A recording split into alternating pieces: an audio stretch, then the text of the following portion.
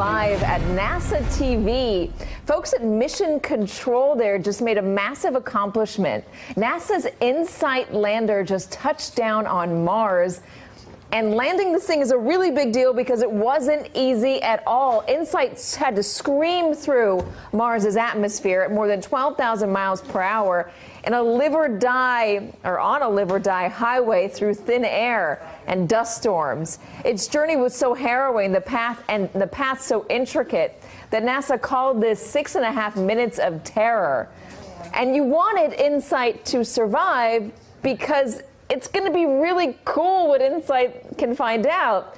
The probe is going to land on the red planet, or it has landed on the red planet now.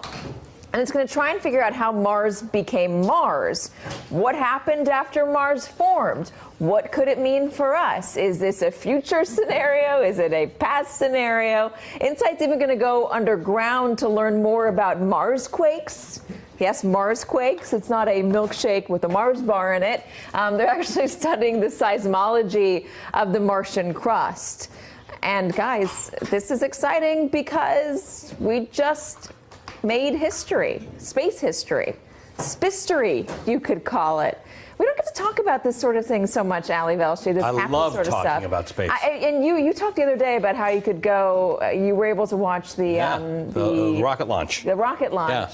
Yeah, but this is what I love watching. Like, the visual of a rocket launch or something landing. But these people have devoted their lives to this, and so much comes of being really informed about what's going on in space. So I love their excitement. I would love to see pictures of InSight landing. I think it's difficult to get pictures. I mean, when they talk about the path it needed to take to get to the Earth, the Mars's surface, I mean, it was harrowing, and they had to be really precise in the way that they landed it. They only had 6.5 minutes. Yeah, we've made movies that made this look easy. It's just not. It's still rocket science. Yeah, because you. Oh wait, hold. Let's listen. Let's listen.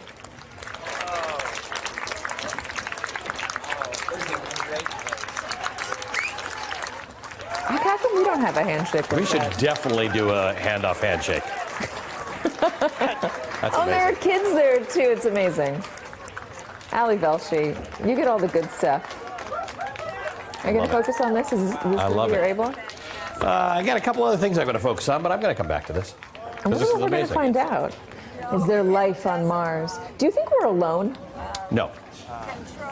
No. I don't either. It would make me very sad to think we're alone. You see that story? There's if we're the smartest we have, Katie, that worries me. I wanted to talk to Neil deGrasse Tyson about this, but of course there was some, I guess, Mueller news or something that we had to break to. But there was some instance relatively recently, a couple weeks ago, a month ago, where they found out that I guess a little while back, this mile-long tube-shaped thing looked like a subway car.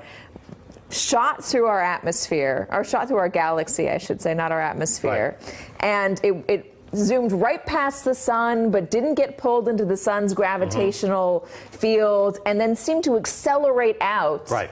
And there are all these questions about what that thing was. It was the first thing to enter our galaxy that we've noticed ever.